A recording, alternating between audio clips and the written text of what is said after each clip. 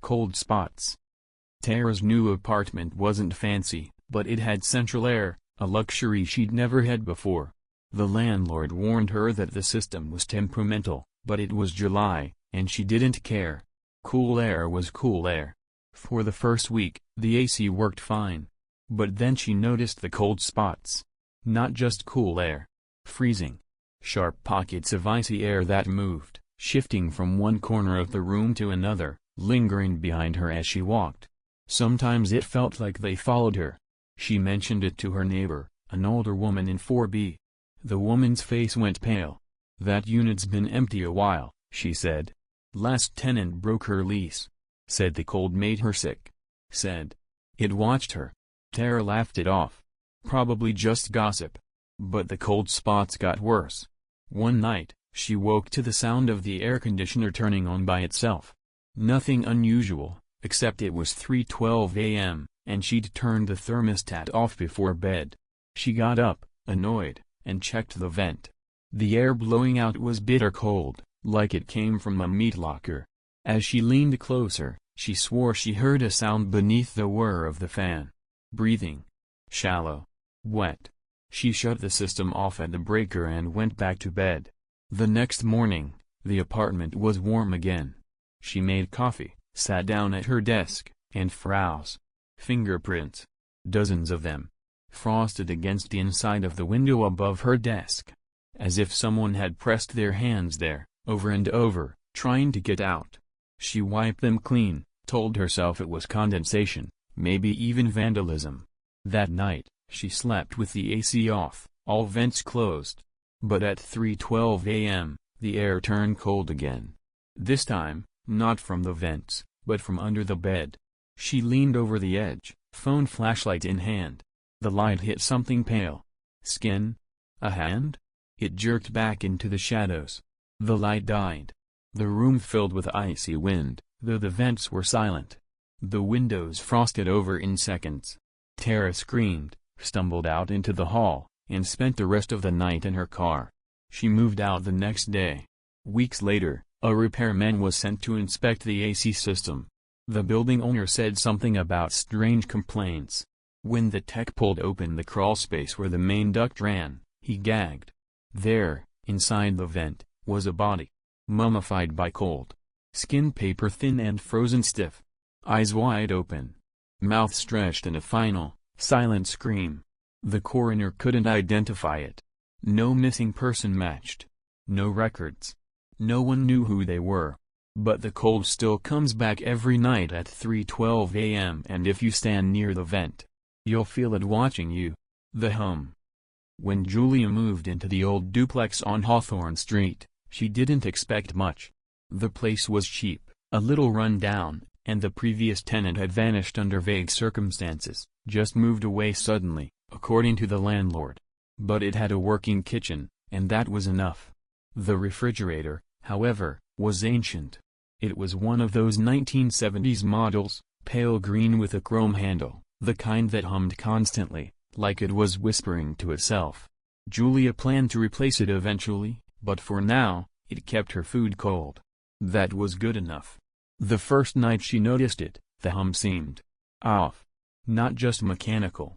It dipped and rose in pitch, almost like breathing. She chalked it up to nerves and tried to sleep.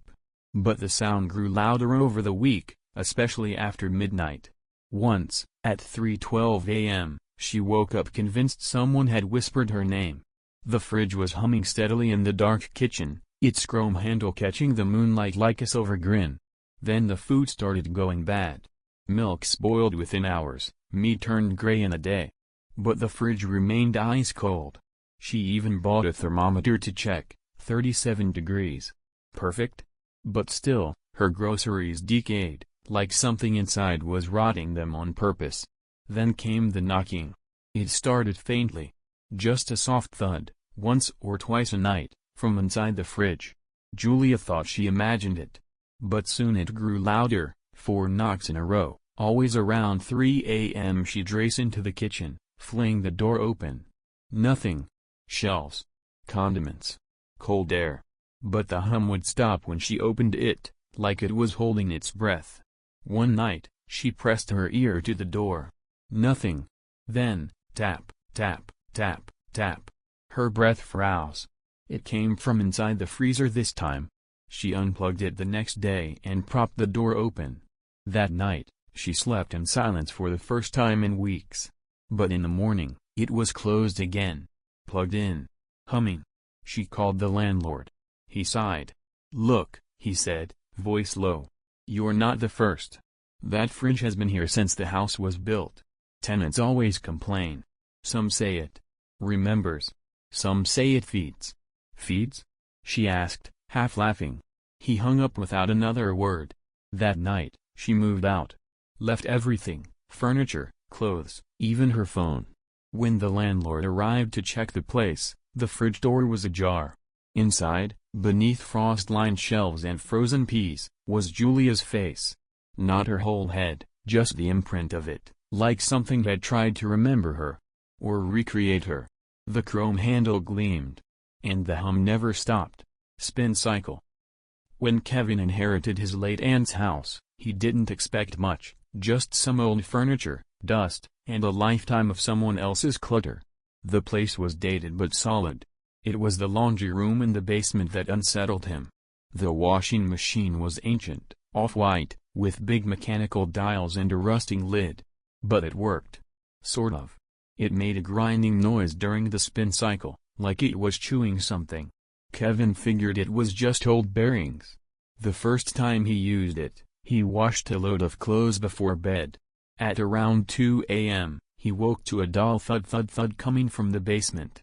At first he thought it was the furnace, but then came the whirring, wet and low-pitched, like a moan submerged in water.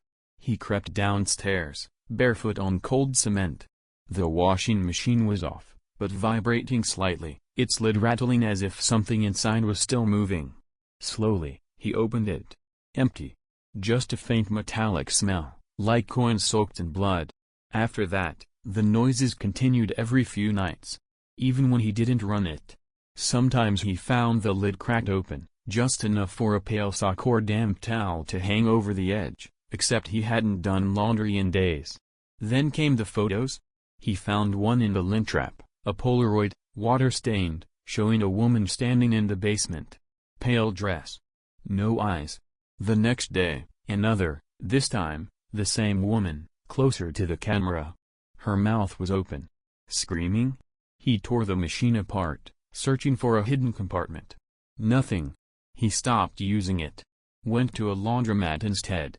But the photos kept appearing. Always soaked, always grainy. The woman, always closer. Then one night, he heard the spin cycle again. This time, the machine was roaring. The whole house trembled. Kevin grabbed a flashlight and ran to the basement. The machine was shaking violently. The dials spun on their own, the lid bulged as if something inside was trying to push its way out. And the moaning, louder now. Human. Against every instinct, he opened the lid. Inside was wet fabric, old-fashioned clothes, lace and buttons, wrapped around something solid. He reached in, hand trembling, and touched. Hair. Long. Cold. He screamed and backed away as the lid slammed shut on its own. The machine hummed again, calm now, as if it had fed. Kevin never did laundry at home again. But sometimes, late at night, he still hears the spin cycle start up on its own. And every now and then, he finds a damp Polaroid near the basement steps. Always of the woman. And now. She's smiling.